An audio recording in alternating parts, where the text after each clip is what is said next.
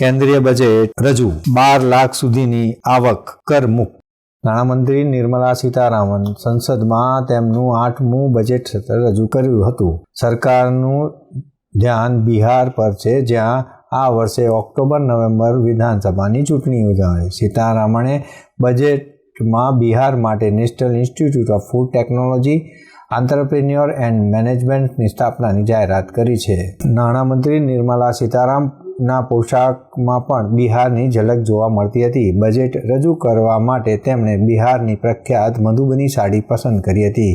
આ ગોલ્ડન બોર્ડરની સાડી પદ્મશ્રી દુલારા દેવીએ તેમને છેલ્લી બિહારની મુલાકાત દરમિયાન આપી હતી. હવે આપણે બજેટમાં થયેલી મોટી જાહેરાતોની વાત કરીએ તો 4 લાખ રૂપિયા સુધીની કમાણીમાં આવકવેરો શૂન્ય થશે. એટલે કે જૂનો 3 લાખ રૂપિયા સુધીની આવકમાં શૂન્ય આવક ભરવાની, તેમાં 4 લાખ રૂપિયા એટલે કે 1 લાખનો વધારો કરી શૂન્ય આવક વેરો નાખવામાં આવ્યો છે. આ રીતે જ સ્લેબ મર્યાદામાં પણ ફેરફાર કરવામાં આવ્યા છે, જેમાં 4 થી 8 લાખ રૂપિયા સુધી 5%, 8 થી 12 લાખ રૂપિયા સુધી 10%, 12 થી 16 લાખ રૂપિયા સુધી 15% અને 16 થી 25 લાખ રૂપિયા સુધી 20% તથા 20 થી 24 લાખ રૂપિયા સુધી 25% અને 24 લાખ રૂપિયાથી વધુમાં 30%ની આવક મર્યાદામાં ફેરફાર થયો છે. That there will be no income tax payable up to income of 12 lakh rupees. I am now happy to announce that there will be no income tax payable up to income of 12 lakh rupees.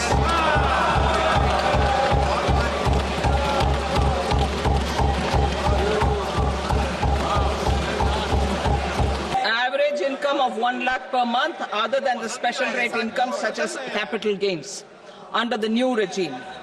This limit will be 12.75 lakh for salaried taxpayers due to the standard deduction of 75,000. Slabs and rates are being changed across the board to benefit all taxpayers. The new structure will substantially reduce the taxes of the middle class and leave more money in their hands, boosting household consumption, savings and investment.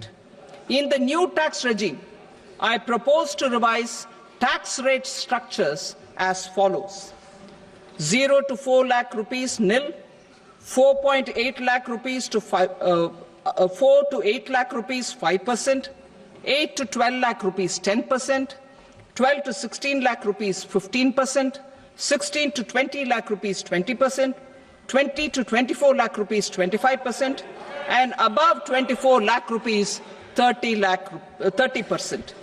To taxpayers up to 12 lakh of normal income other than special rate income such as capital gains. I read that again.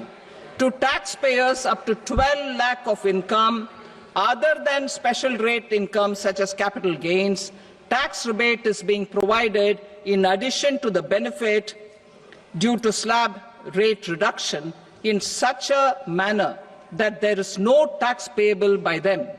આગામી 6 વર્ષમાં મસૂર, તુવેર જેવા કઠોળના ઉત્પાદન વધારવા માટે પણ ધ્યાન કેન્દ્રિત કરાયું છે. કપાસના ઉત્પાદનમાં વધારાનું 5 વર્ષનું મિશન બનાવ્યું છે. કિસાન ક્રેડિટ કાર્ડ પર લોન મર્યાદા 3 લાખથી વધારીને 5 લાખ કરાઈ છે. બિહારમાં મખના બોર્ડની રચના કરવામાં આવી છે. નાના ઉદ્યોગો માટે ખાસ ક્રેડિટ કાર્ડ અને પહેલા વર્ષમાં 10 લાખ કાર્ડ જાહેર કરવામાં આવશે. MSME માટે લોન ગેરંટી કવર 5 કરોડ રૂપિયાથી વધારીને 10 કરોડ રૂપિયા કરવામાં આવ્યું છે. 1.5 લાખ કરોડ રૂપિયા સુધીની લોન પણ ઉપલબ્ધ થશે. સ્ટાર્ટઅપ માટેની લોન 10 કરોડથી વધારીને 20 કરોડ કરવામાં આવી છે. ગેરંટી ફીમાં પણ ઘટાડો કરવામાં આવ્યો છે. મેક ઇન ઇન્ડિયા અંતર્ગત રમકડા ઉદ્યોગ માટે ખાસ યોજના જાહેર કરાઈ છે. 23 IITમાં 1.35 લાખ વિદ્યાર્થી અને IIT પટનાના વિસ્તારમાં વધારો કરાયો છે. AI માટે કૃત્રિમ બુદ્ધિમત્તાના શ્રેષ્ઠતા માટે રૂપિયા 500 કરોડની બજેટમાં જાહેરાત કરાઈ છે. આગામી 5 વર્ષમાં મેડિકલ એજ્યુકેશનમાં 75,000 સીટોનો વધારો થાય તેવું પણ રજૂ કરવામાં આવ્યું છે. The total tax benefit of slab rate changes and rebate at different income levels can be illustrated with a few examples. A taxpayer in the new regime with an income of 12 lakh rupees will get a benefit of 80,000 rupees in tax, which is 100% of tax payable as per the existing rates. A person having